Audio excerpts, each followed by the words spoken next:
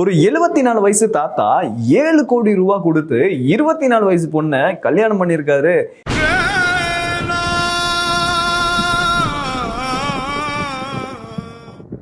எங்க 90s kids நாங்க எல்லாம் இன்னும் சிங்கிளா இருக்கும்போது இந்த தாத்தாவை பார்த்தீங்கன்னா வாழ்றாருங்க.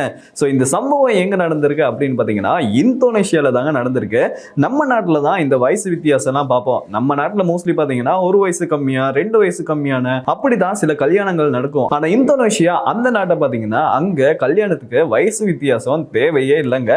ஸோ அப்படி இருக்கும்போது தான் அந்த ஊர்ல இருக்க தாத்தா, அதுவும் 74 வயசு தாத்தா தன்னை விட 50 வயசு குறைவான 24 வயசு பொண்ணை கல்யாணம் பண்ணிருக்காரு. அதுவும் இந்த கல்யாணம் வந்து சைலண்டா தான் நடந்திருக்கு. இந்த சம்பவம் எப்ப தெரியுமா வெளி உலகத்துக்கு வந்திருக்கு? இந்த தாத்தா கல்யாணத்தை நல்லா தான் பண்ணிருக்காரு. அதுவும் பாத்தீங்கன்னா ஆரம்பத்துல இந்த பொண்ணு வீட்டுக்கு வரதட்சணை கொடுத்திருக்காரு. அதுவும் 1.5 கோடி தான் கல்யாணத்துக்கு பேசியிருக்காங்க. ஆனா இந்த கல்யாண நாள் அன்னைக்கு பாத்தீங்கன்னா தாத்தா அது என்ன 1.5 கோடி வரதட்சணை கொடுக்கறது, நான் ரொம்ப அதிகமா 7 கோடியா தரேன் அப்படின்னு சொல்லி முடிச்சிருக்காரு. அது மட்டும் இல்லாம பாத்தீங்கன்னா அந்த கல்யாணத்துக்கு நிறைய பேர் வருவாங்க இல்லையா, அவங்களுக்கும் gift கொடுத்து தடால் புடால்னு கல்யாணத்தை பண்ணிருக்காரு. இப்படி எல்லாருக்குமே பார்த்து பார்த்து செஞ்ச தாத்தா அந்த கல்யாணத்துக்கு போட்டோகிராஃபர்ஸ் வருவாங்க இல்லையா, அவங்களுக்கு காசே கொடுக்கலையா. சோ அவங்களால தான் இந்த கல்யாண விஷயம் வந்து வெளி உலகத்துக்கு தெரிய வந்திருக்கு.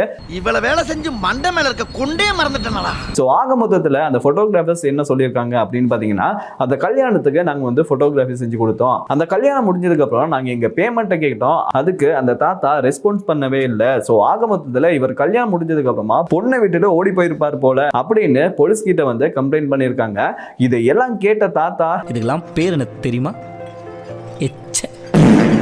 இதுக்கப்புறமா தான் இந்த விஷயம் வந்து பரவலா பேசப்பட்டுச்சு. இந்த தகவலை தெரிஞ்சோடனே தாத்தா ஒரு ரிப்ளை கொடுத்திருக்காரு. அவர் என்ன ரிப்ளை கொடுத்திருக்காரு அப்படின்னு பாத்தீங்கன்னா, நான் எங்கேயுமே ஓடி போகல, நான் கல்யாணம் பண்ண பொண்ணோட சந்தோஷமா தான் வாழ்ந்துகிட்டு இருக்கேன் அப்படின்னு சொல்லியிருக்காரு. இதையும் தாண்டி இந்த பொண்ணு வீட்டு குடும்பம் இருக்குல்ல, அவங்களும் அவங்க சார்புக்கு ஒரு பதில சொல்லியிருக்காங்க.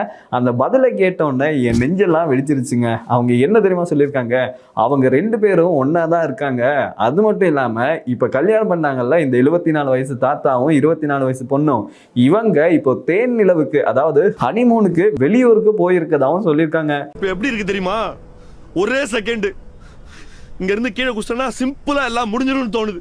சோ ஆக மொத்தத்துல இந்த கலியுகம் அப்படின்னு சொல்லுவாங்கல்ல, அது வேற எந்த யுகமுமே இல்ல, இந்த யுகம் தான். அதுவும் 90s கிட்ஸ் எல்லாம் இதை கேட்டாங்கன்னு வச்சுக்கோங்களேன், அவங்களுக்கு எவ்வளவு வலிக்கும் அப்படின்றது எனக்கு வலிக்குது இல்ல, அதுல இருந்தே புரிஞ்சுக்க முடியுது.